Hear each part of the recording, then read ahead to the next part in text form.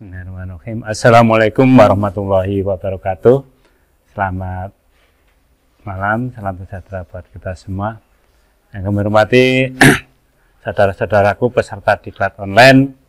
Saat ini kita memasuki pada materi untuk administrasi dalam Yayasan Surya Nuswantara. Ya. Materi ini akan saya sampaikan sendiri dari Bakrun, Ketua Dewan Pembina Administrasi Yayasan Surya Nuswantara. Ya, administrasi itu secara umum, ya, administrasi secara umum itu bisa kita bagi sebenarnya ada administrasi perkantoran dan administrasi yang terkait dengan keuangan. Ini yang biasanya kita coba pahami, administrasi itu yang umum atau perkantoran itu akan dilakukan oleh sekretaris, sedangkan yang keuangan akan dilakukan bendahara. Ini gambaran alur pemahaman secara umum, ya. Nanti akan kita jelaskan apa itu administrasi. Yang kedua, dalam tema ini kita akan mencoba memberikan gambaran alur tata laksana administrasi di Yayasan Surya Nuswantara, sehingga semua tikus PD di berbagai jajaran, di berbagai jenjang nanti bisa memahami bagaimana alur mekanisme tatanan administrasi yang berlangsung di Yayasan Surya Nuswantara ini. Sehingga jangan sampai kita salah menyampaikan salah alur sehingga kita tidak bisa atau tidak nyampe pada tujuan administrasi yang kita harapkan. Yang ketiga, dari tema ini kita akan membahas tentang peran struktural. Bagaimana peran-peran struktural yang dalam hal ini ketua, sekretaris, dan bendahara dalam menata, melaksanakan fungsinya dalam menjalankan administrasi di Yayasan Surya Nuswantara ini. Ya. Yang dimaksud dengan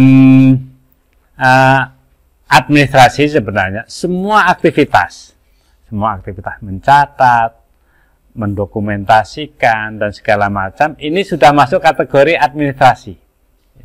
Jadi administrasi jangan dibayangkan sesuatu yang sangat susah. Sehingga catat mencatat terkait dengan suatu kegiatan itu sudah bagian dari administrasi secara umum. Simpelnya semacam itu, ya.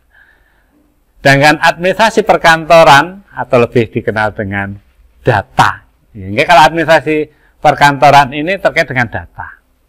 Ya, data. Kalau di yayasan kita, data ini ya, baik daftar pengurus, daftar pengawas, data jumlah tikus PD dan segala macam, ini masuk kategori dalam administrasi secara umum, dalam arti tataran perkantoran. Nah, data-data yang umum ini pelaksana teknisnya ini dilakukan di sekretaris, ya, di sekretaris. Sehingga tugas sekretaris mencatat, mensupport semua aktivitas yang ada di lembaga kita di masing-masing jenjang. Jenjang desa, jenjang kecamatan, jenjang kabupaten, provinsi sampai dengan Dewan Pusat. Sehingga peran administrasi dilakukan oleh sekretaris. Sedangkan administrasi secara atau bidang keuangan ini dilakukan oleh bendahara. Jadi dana progres, dana talangan, dan segala macam apapun yang terkait dengan kegiatan keuangan, transaksi keuangan itu dilakukan oleh bendahara. Sehingga ini yang biasanya timpang atau biasanya simpang siur, tumpang suh. Nah, artinya, kadang-kadang ini masalah keuangan tapi dilakukan oleh sekretaris. Ini masalah keuangan ditangani langsung oleh bendahara atau ketua atau bahkan pembina. Ini yang sebenarnya hal-hal yang perlu kita luruskan. Sehingga sampai manapun, jenjang apapun namanya keuangan itu dilakukan oleh bendahara. Nah, ini secara umum. Dengan alur atau tata laksana dari administrasi itu sendiri, ya, ini bisa kita lihat ada 3 prinsip yang harus kita lakukan, ya, dalam tata kelola administrasi. Karena tata kelola administrasi ini bertujuan agar semua kegiatan-kegiatan terdokumentasikan dengan baik dan benar. Sehingga tampak profesionalismenya ada di sana. Karena bagaimanapun administrasi adalah wajah dengan mudah melihat suatu organisasi. Kalau administrasinya bagus, administrasinya baik, tertib, ini bisa dilihat bahwa organisasi ini berjalan dengan baik. Namun kalau administrasinya, tata kelolanya tidak baik, ini bisa kita pastikan di dalamnya masih butuh pembenahan-pembenahan. Nah, kita lihat nanti seperti apa administrasi kita. Ya. Ada 3 prinsip dalam pengelolaan administrasi, ada 3. Yang pertama harus tertib. Yang kedua terbuka. Yang ketiga harus akuntabel. Tertib. Yang pertama, tata kelola itu harus tertib. Semua transaksi atau semua kejadian itu harus dibukukan pada saat itu, harus tercatat pada saat itu. Sehingga jangan membiasakan menunda-nunda atas kejadian, atas transaksi, atau apapun, itu harus kita buktikan, kita bukukan, kita dokumentasikan pada saat itu juga. Ya. Ini sehingga tertib. Ya, tertib waktu, tertib pelaksanaannya, dan segala macam. Ini tertib. Yang kedua, terbuka. Ya. Kalau administrasi kita terbuka, ini maknanya apa? Siapapun pihak-pihak yang berkaitan, yang terkait, membutuhkan data itu, membutuhkan administrasi itu, kita persilahkan. Bisa melihat, bisa mengontrol. Ini bagi pihak-pihak yang memang terkait dengan administrasi yang sedang kita tangani. Ya. Semuanya boleh melihat bagi pihak-pihak yang berkompeten untuk melihat dokumen atau administrasi kita. Ya, misalnya saat audit, auditor boleh melihat data-data itu. Ya. Pimpinan atasan kita ingin melihat administrasinya, oh tentunya saja boleh. Kapanpun boleh bisa melihat. Ya. Ini tatanan administrasi secara terbuka. Tidak boleh justru ditutup-tutupi. Oh nanti ini ada administrasi ini untuk sana ini untuk ini. Tidak. Administrasi harus satu, terbuka. Ya. Yang ketiga, prinsip yang ketiga itu akuntabel. Artinya bisa dipertanggungjawabkan. Setiap administrasi yang kita susun, nah ini kadang-kala kita agak kurang pas memahami itu. Apapun itu harus kita bisa mempertanggungjawabkan. Sehingga jangan sampai ada administrasi ditanya, wah saya tidak tahu, itu jari ini. Jadi ilmu jari itu tidak ada di administrasi. Semuanya pasti, karena itu harus bisa dipertanggungjawabkan. Ya, inilah prinsip, sekali lagi, prinsip administrasi itu ada 3. Tertib, jadi semuanya harus tercatat, tertib waktu, tertib jumlah, dan segala macam. Yang kedua terbuka. Terbuka bagi siapapun pihak-pihak yang berkompeten bisa. Yang ketiga akuntabel. Bisa dipertanggungjawabkan. Bukan ilmu jari. Ya. Tapi semua ada bukti-bukti. Ya. Nah, ini alur administrasi di Yayasan Surya Nuswantara di berbagai jenjang agar sekali lagi tidak salah sasaran, tidak salah tujuan, sehingga banyak ini administrasi kok ribet. Nah, sebenarnya tidak ribet. Ini kami sudah kirim data kok tidak nyampe, kok masih dimintai data lagi, itu biar tidak terjadi lagi. Atau bahkan sang ketua nanti ditanya tidak tahu jumlah strukturalnya berapa, jumlah tikus PD-nya berapa, tidak tahu. Ini jangan sampai terjadi. Ya, kita ikuti alur administrasi yang benar. Ya. Di Yayasan Surya Nuswantara, data itu berasal dari dewan. Baik dewan desa, dewan kecamatan, dari data itu, dari masing-masing jenjang, nanti akan tersentral, data itu tersentral, pada sekretaris kabupaten. Ini terkait dengan ini data perkantoran, atau data umumnya ya. Data-data, sehingga jumlah tikus PD berapa, namanya siapa, di mana saja itu ada di sekretaris kabupaten. Sehingga memang satuan sentral di daerah itu adalah kabupaten. Sehingga sekretaris kabupaten harus betul-betul memahami semua data yang ada. Ya. Siapa yang sudah bayar DGR, dana gotong royong, siapa yang membayar dana sanggung atau pembangunan kantor sekpus dan segala macam, semuanya ada di sekretaris, data-data namanya. Nah, data dari sekretaris ini terkait dengan data administrasi umum. Ini dikirim ke sekretaris provinsi, karena saat ini Dewan Provinsi sudah ada, sudah terbentuk, sehingga data dari kabupaten dikirim ke sekretaris provinsi, jenjang di atasnya. Nah, pengiriman data ini, bagaimana tadi saya sampaikan, salah satu peran ketua itu harus mengetahui semua kegiatan yang ada di wilayah kerjanya, sehingga harus diketahui oleh ketua Dewan di kabupaten. Sehingga jangan sampai sekretaris ngirim data sendiri tanpa sepengetahuan ketua Dewan Kabupaten. Ya. Ini yang perlu kita tingkatkan perannya, karena apapun yang terjadi, ketua merupakan penanggung jawab utama atas setiap kejadian, apapun kegiatan yang berlangsung di tingkat kabupaten adalah ketua kabupaten yang bertanggung jawab.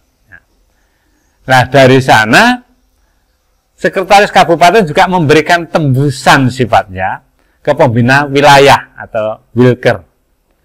Ya, ini sebagai bahan nanti pembina wilayah ini untuk dilaporkan ke pembina administrasi kalau terkait dengan data umum, ke pembina administrasi. Kalau terkait dengan data keuangan akan disampaikan pada pembina bendahara.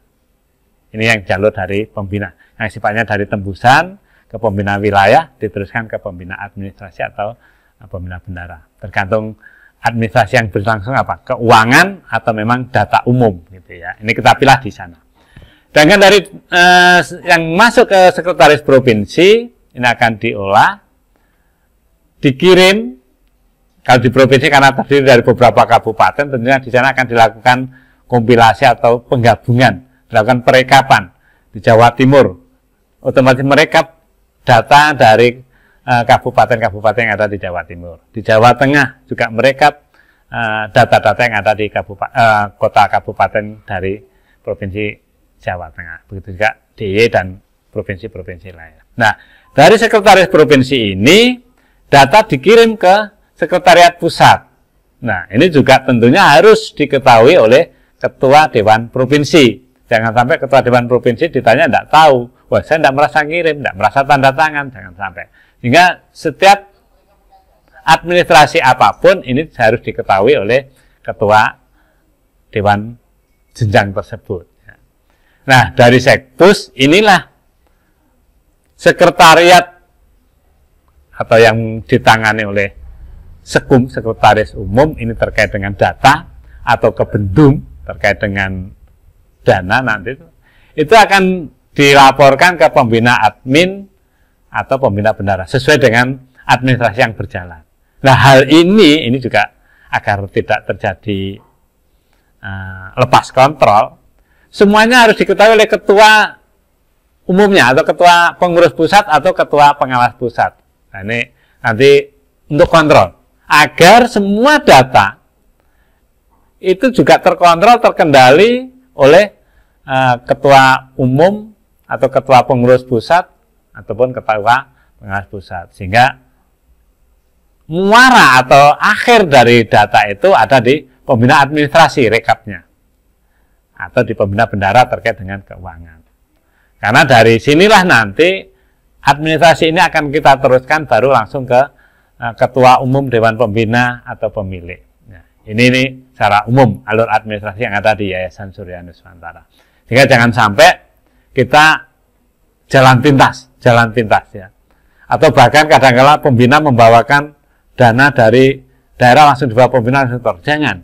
Sehingga fungsikan perannya provinsi dan juga Sekpus. Ya, ini semua agar berjalan dengan lancar sistem yang sedang atau yang sudah ditetapkan di Yayasan Surya Nuswantara ini. Bapak Ibu Dewan Pengurus Pengawas Yayasan Surya Nuswantara di berbagai jenjang, di berbagai wilayah, ini sedikit kami akan menyampaikan saat ini tahapan-tahapan kita yang sedang marak, sedang banyak ditunggu-tunggu atau bahkan kebingungan.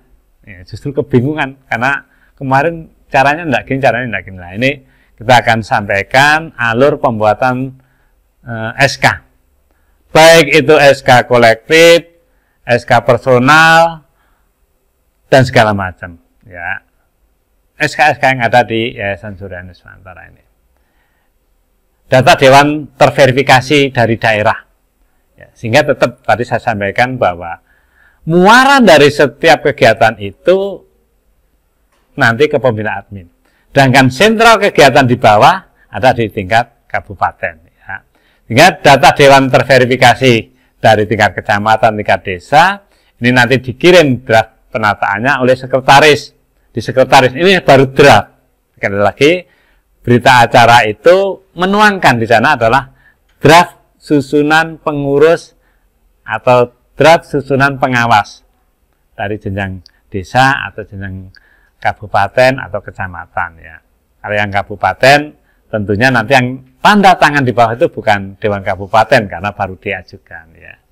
Nah, draft SK ini nanti yang dibuat oleh sekretaris berdasarkan hasil rapat yang dimusyawarahkan ini akan dikirim atau sepengetahuan ketua Dewan Kabupaten akan dikirim ke ketua pengurus yayasan kepadanya.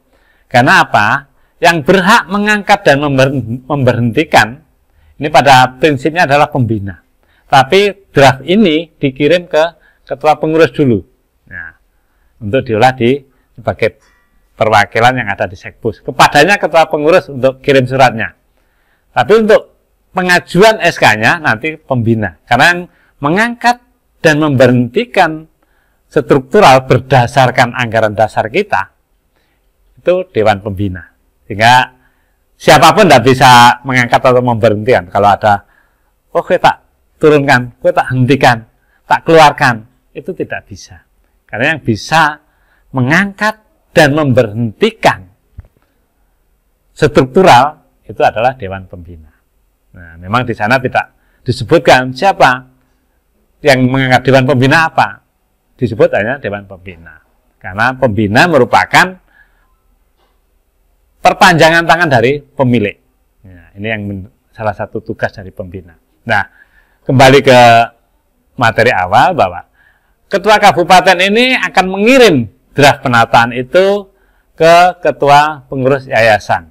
Ya, ini nanti memang akan ditembuskan juga ke provinsi, ya, ke provinsi juga, agar provinsi juga punya data di wilayahnya, ya, punya data di wilayahnya siapa saja yang dari kabupaten A siapa saja pengurusnya, kabupaten B siapa saja pengawasnya, sehingga di sana punya base data struktural di seluruh wilayah kerjanya atau wilayah ampuannya di provinsi tersebut. Ya.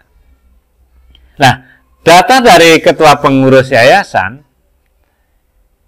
ini memang akan diteruskan langsung ke pembina administrasi. Dengan dari ketua kabupaten ini ada tembusan, tetap ada tembusan ke pembina Wilker, karena yang bertanggung jawab penataan struktural itu pembina wilayah. Karena yang paham pembina wilayah, tidak mungkin pembina admin hafal satu persatu personil struktural yang ada di tingkat daerah. Jika di sana ada pembina Wilker, oh ini sudah sesuai, sudah direkomendasikan dan segala macam.